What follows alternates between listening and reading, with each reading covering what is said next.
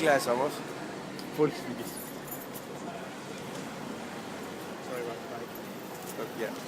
That's okay. Go ahead. Take it. Take it. Take it. It's not a picture. It's a video actually.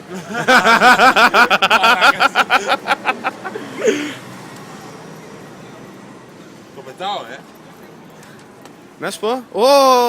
Όχι, δεν έπρεπε. Τη Δευτέρα θα φύγει. Α, σήμερα. Τι ώρα? Εντάξει. The gentleman with a bike.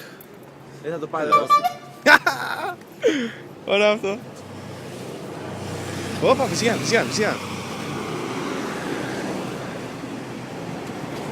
Και έχουμε εδώ πέρα δύο.